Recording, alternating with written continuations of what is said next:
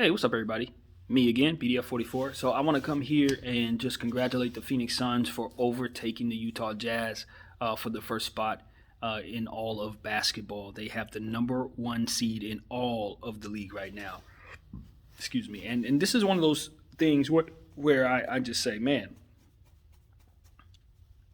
the Phoenix Suns turnaround has been extremely remarkable.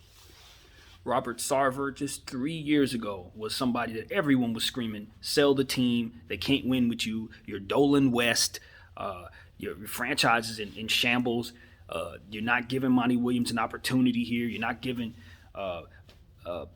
Devin Booker a real chance to turn into the superstar that we know he's going to be. You're not seeing Ayton develop properly. It was a whole lot of talk about the Phoenix Suns just being one of the worst run organizations led by their owner, who is apparently incompetent in nature. But I will say this, I see no signs of that, and I haven't seen any signs of that since that was a headline, to be completely honest with you.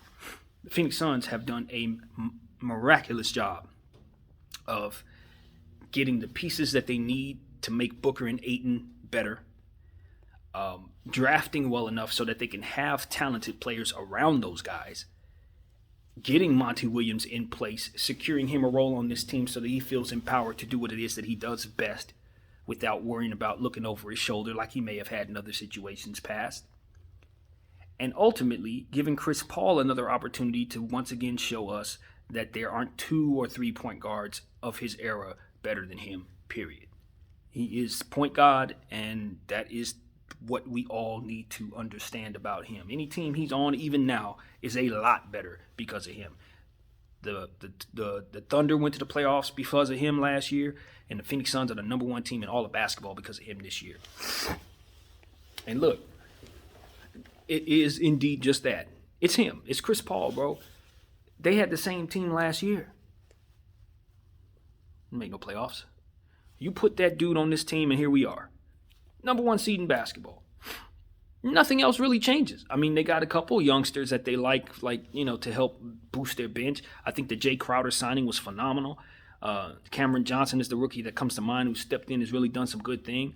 I like the Smith draft pick, even though he hasn't had a chance to play. I think he's going to be a player for them in the future. They've just done a lot of good things for themselves, making sure that they have enough players on that team to complement the players that they ultimately build around. I like the Frank Kaminsky signing. I thought that was a nice player to add to that roster.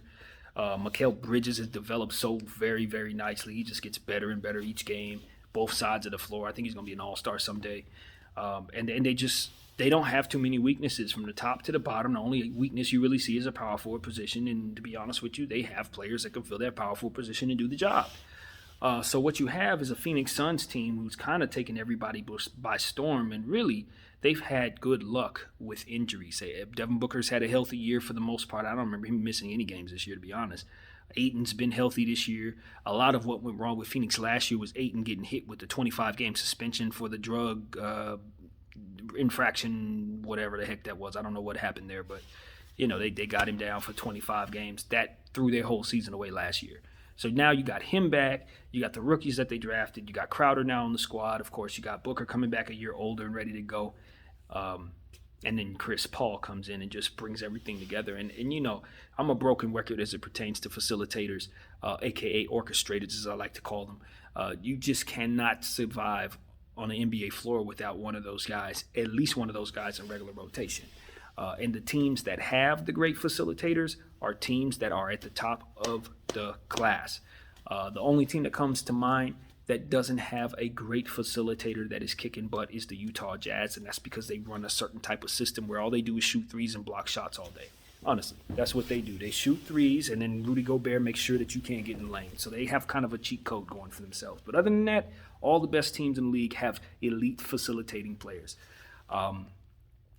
Just name them. James Harden for the Nets, LeBron James for the Lakers, Chris Paul for the Suns, Jokic for the Nuggets. Philly has Ben Simmons. Like, you name it. All the better teams have a guy who thinks pass, who thinks rhythm, who thinks, let me make sure that the ball goes there instead of me taking the shot.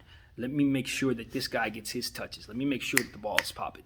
If you don't have that dynamic on your team, you're the Clippers, you're the Bulls, you're teams that just need to run box sets or triangle sets in order to have cohesive basketball play. You're the Lakers without LeBron James. You just don't look that good. There's no cohesiveness down there. So you put a guy like Chris Paul on the team where you already got Devin Booker who's going crazy. All he needs is somebody to just let him shoot the ball and not have to focus on facilitating. You know, a guy like Ayton who can shoot from everywhere as a center, who can rebound in the paint, has his back to the basket, is getting better every year, rebounds the ball very well. All he needs is a point guard to get him easy buckets. Cameron Johnson, real pure shooting rookie out there. He's going to get better as the years progress. He can turn into a 30-point scorer, and I believe he's already an impact player on a playoff team, if you ask me. The Phoenix Suns are obviously a playoff team. He's going to get better, but he doesn't play this well without a Chris Paul down there getting the ball. You know, it's just one of those things. Mikal Bridges, same thing. You know, he finds his little corner threes, finds himself in his spots, is able to do what he does because he has Chris Paul to rely upon to make sure the game's easy for him. Facilitators are so very important. I don't care if they're your point guard, your center,